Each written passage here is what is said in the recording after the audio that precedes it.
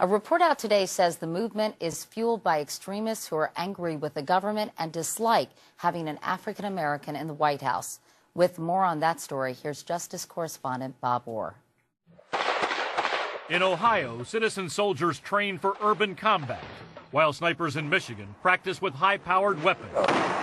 And their call to arms echoes across the internet. You have the right to keep and bear arms. Go out, buy a gun. It's all part of what the Southern Poverty Law Center calls a resurgence in the anti-government militia movement. A report out today claims 50 new militia training groups have sprung up in less than 2 years.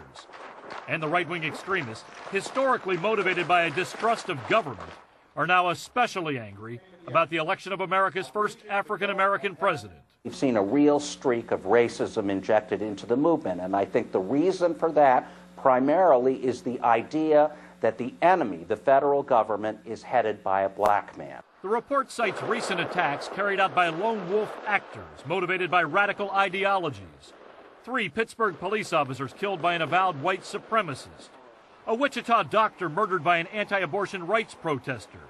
And a Holocaust Museum security guard gunned down by a Nazi sympathizer.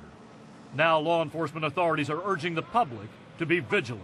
If you have an individual who's consistently talking about taking up arms against innocents, against government, that should be a clear red flag for people to take action. The report concludes the threat from radical groups and militias is not as great as it was in the 90s, a decade that brought the fiery standoff at Waco and the bombing of the Oklahoma City Federal Building.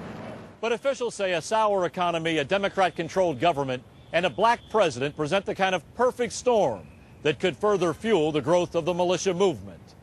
Bob Orr, CBS News, Washington.